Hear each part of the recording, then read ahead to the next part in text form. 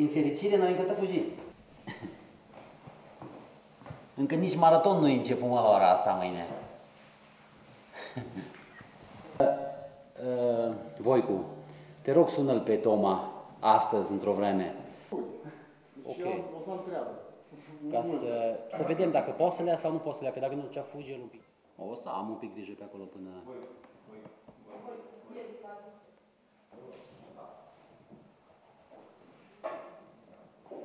Nu vreți să mâncați ceva?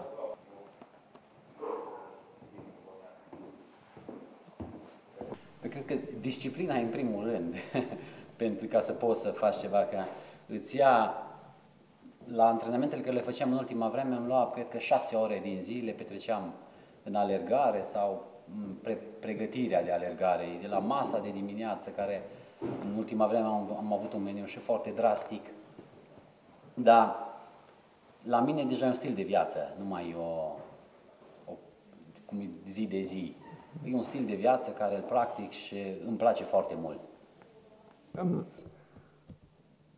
Sincer să fiu, eu nu am alergat niciodată pe asfalt. O singură dată am încercat să alerg pe asfalt în urmă cu 2 săptămâni să văd cum și era să-mi rup un picior. De obicei îmi place foarte mult să alerg în natură. Toate antrenamentele mele le-am făcut în natură, pe munți, pe văi.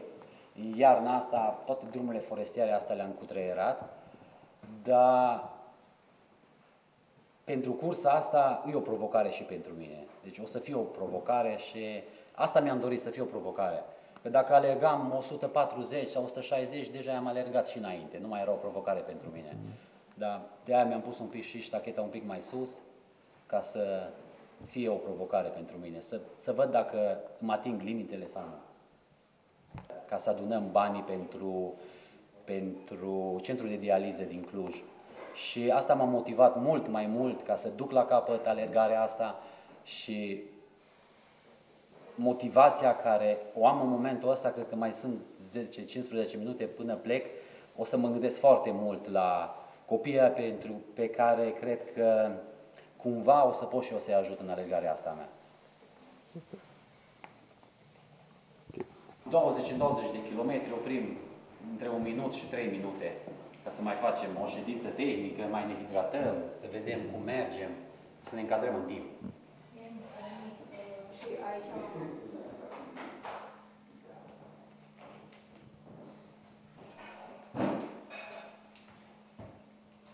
După ce începi să alergi, trebuie să lași... Sigur, o să-mi punți, de la peste 100. Trebuie să lași totul în spate. Totul. După ce am plecat, îți dai seama, știi cum rămân? Toate rămân aici, la vecinul. După ăla, eu mi-au șoturi de ghimbie pentru durere. Nu, coniac.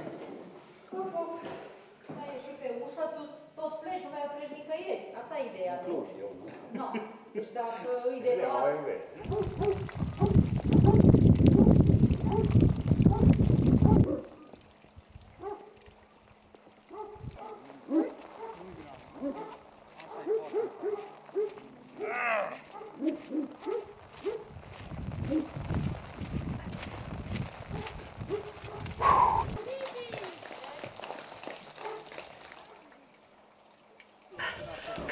Cred că de vremea asta mi-a fost frică cel mai mult.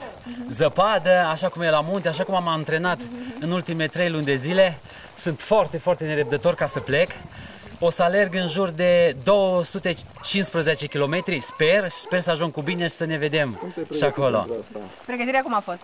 Pregătirea a fost destul de grea pentru că am alergat tot timpul pe timp de iarnă în ultimile 4, 5, 6 luni și la temperaturi destul de joase și cred că, cum se vede, e destul de prielnică pentru mine. Spune-ne, care e motivația ta profundă pentru care faci asta? În primul rând, promovăm valorile Tășuleasa Social, ajutorul pentru care, copiii pentru care o să alerg astăzi și la noapte și mâine și m-aș bucura foarte tare să fie adunat și niște bănuți acolo și să le prindă bine la acei copilași. Am trei prieteni, nu-i staff, sunt 3 prieteni, Flavio Olinca, Cristi Maxin, Ștefan Antohi, care o să mă sonțească și fără ei cu siguranță n-am să pot.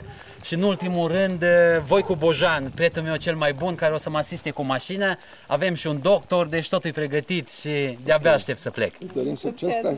Mulțumesc foarte mult și să ne vedem pe drum. Succes! Pa!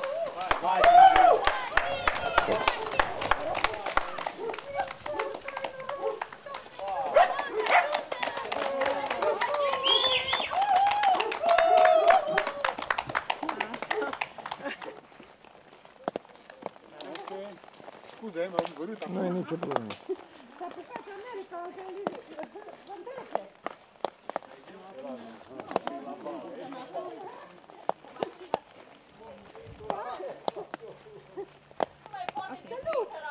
Eu cred că e greu. Cred că e greu, dar el a vrut așa ceva să ajute copiii și să-i ajute Dumnezeu Sfântul. L-ați sprijinit. Doamne ajută să meargă cu bine, să știe cu bine. Sunteți emoționată. Oi, mamă, nici nu poți da seama cât îți mamă tremură. Noi suntem vecinii lui Ușeriu Tiberiu. Așa? Și ce faceți? Și am venit să-i ținem companie, să-i ajute Dumnezeu să ajungă cu bine la... Ce spuneți de ce face el acum? Face un lucru foarte bun pentru copiii năcăjiți care sunt bolnavi și Nu credeți că e foarte greu? e foarte greu și vremea asta nefavorabilă și... Da, Dumnezeu ne ajută. El se pregătește foarte bine. Fiecare dimineață aleargă, seara. Eu sunt aici de 7 ani, îl cunosc, e ambițios. Da. Îi țin pumni și e sigură că o să reușească.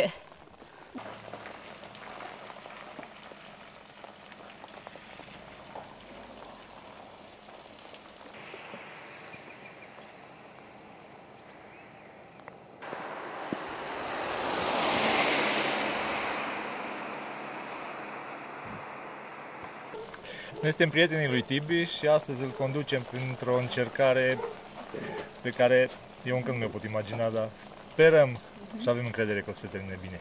Concret ce o să faceți voi? Care sunt atribuțiile voastre asumate? Safety bike. O să-l ajutăm pe Tibi să... O să-i ducem mâncarea, o să-i ducem hainele, gelurile, sucurile, ce și-a mai pregătit el. O să-l încurajăm. O să fim un fel de călăuze pentru el la un moment dat. Partea grea este pentru el, dar și pentru voi. În ce constă dificultatea? Modul în care mergeți sau? Da, va fi și pentru noi pentru mine personal un record de stat pe bicicletă 24 de ore, dar Tibi va avea greul. Noi suntem pe lângă. Când estimați că ajunge? La Cluj? Cum a planificat, la ora 9. Mâine. Dimineața, mâine. Peste 24 de ore. L-am cunoscut pe Tibi, suntem prieteni. Prieteni. Mi-a spus de încercarea asta și am spus că vreau să mă alătur și eu cu bicicleta. Cum crezi că o să fie? O să fie foarte frumos. O să fie frumos. Acum cu vremea, nu știu cum zic, dar noi să mergem înainte. Sunteți pregătiți din toate punctele de vedere și pentru vreme și pentru drumul acesta lung? Da, am promotat primul rând psihic. Eu sunt pregătit. Ok. Și suportul vostru e și psihic pe drumul ăsta. Adică Exact, încurajarea. exact. Deci dacă ar fi alegat singur, era moarte pentru Tibi. Noi suntem acolo ca să susținem. Eu știu cât de important este să alegi lângă cineva. Exact.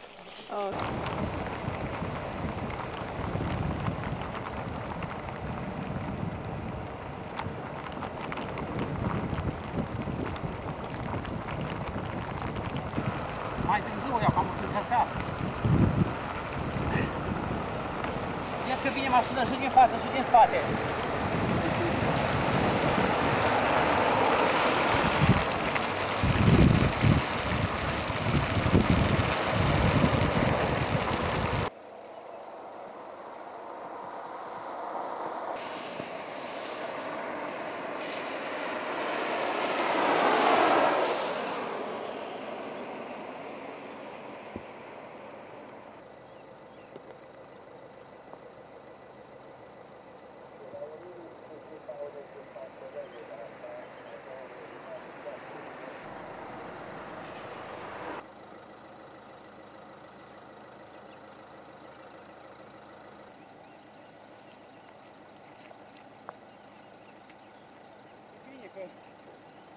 Ce adun aici, lăs în jos, recuperez un pic de minute. Bine.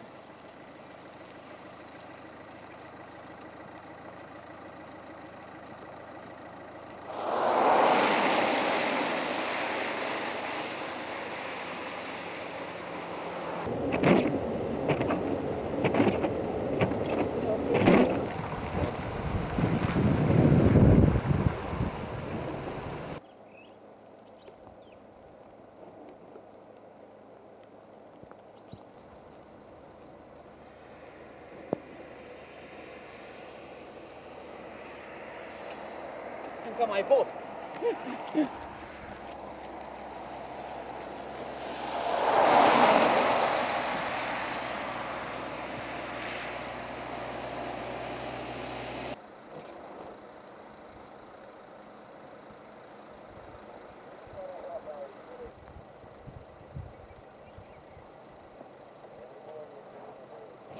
Doi, 1, 0, 2, 1, 1, 7, 7.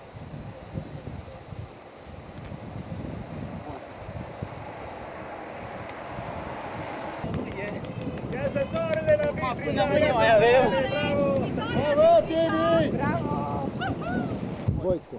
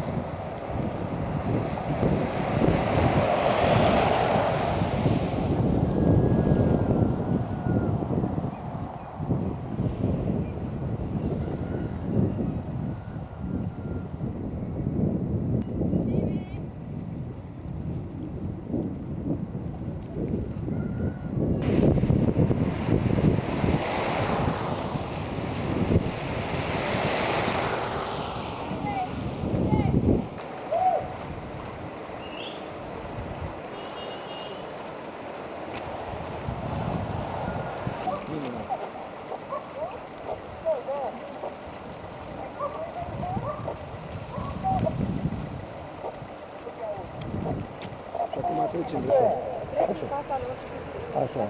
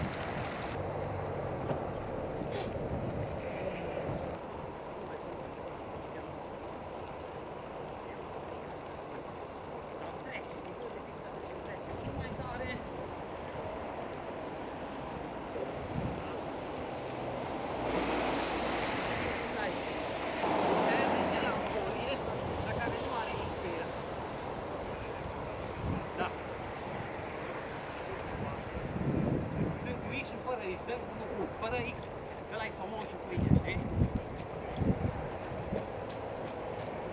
În folie argintie. Da, da.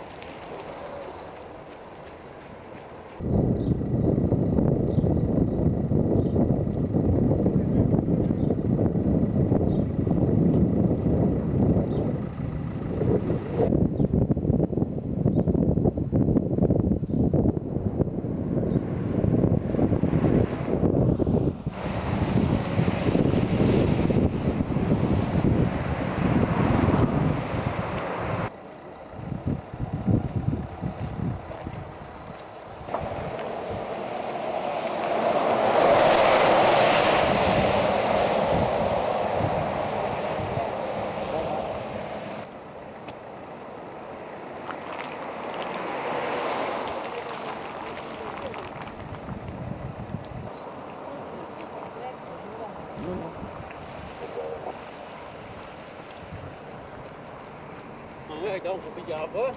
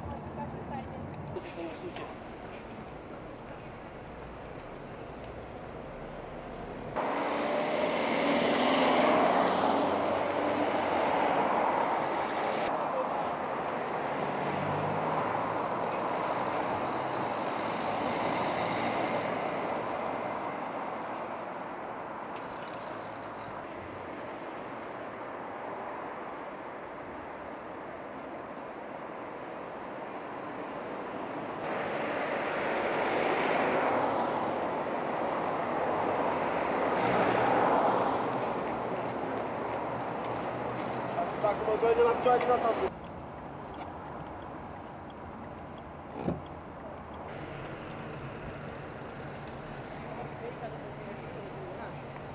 Acolo după linia ferată, intrăm în nouă, o perioadă.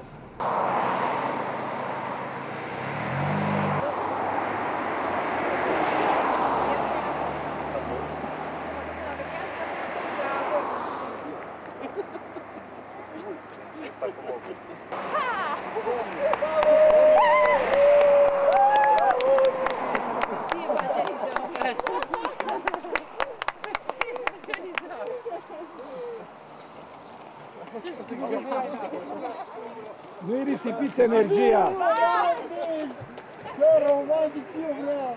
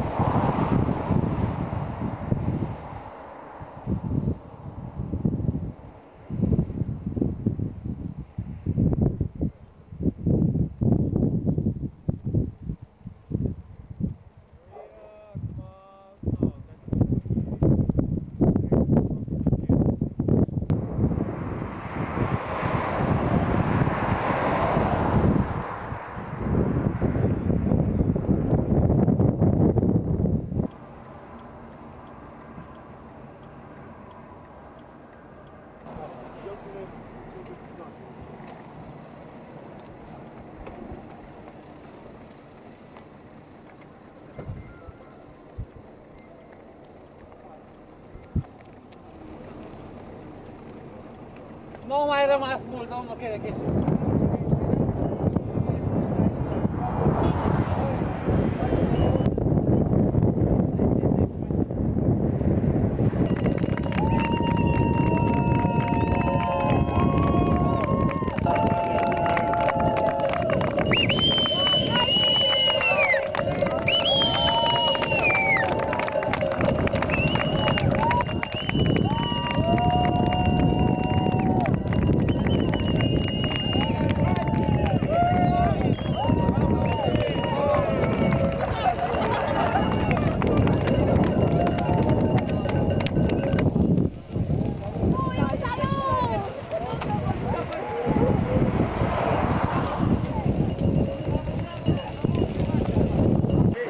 Mai rup din vânt. Hai că atunci am doi, să florim mai bine. Fratele, Claudiu, care auzi, să vedem până mâine dimineață cu mine. Vine, mă, să vezi din păduria ta, eu le-am gătat. Ține oameni, dă-ți o flări, stați să lăsăm. Așa e?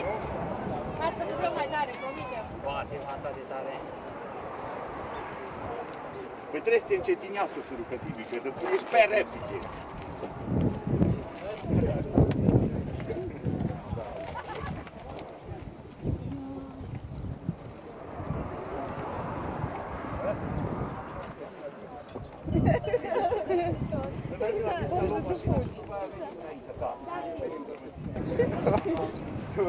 Să-ți aduc un leu cuplat? Hai?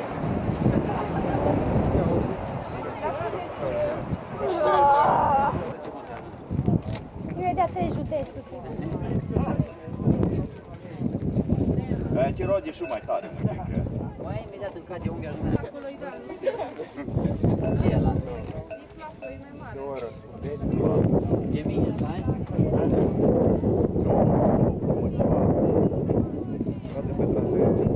Las pe Flaviu, că el o să glumește.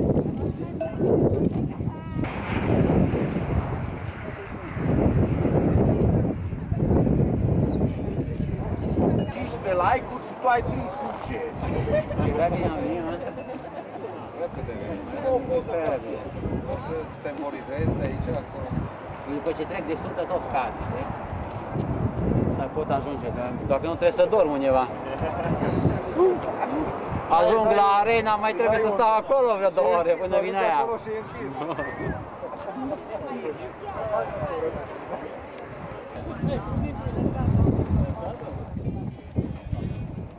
Bine că am scăpat de zăpadă.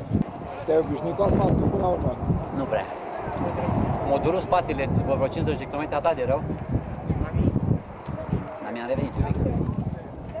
Mobilități mai am mult. Mai am 100. Cât am? 80 acum. 140 mai. De 10 km din Mosrin. De 2000 de km. Sau încetirit.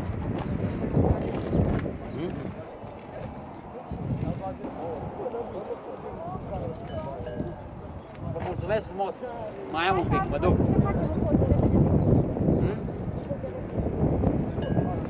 Poți de grup? Hai stai undeva aici și ne venim jucăm așa ca Ia că să dau un nașpa, hai la mașină. Hai, trebuie să faci.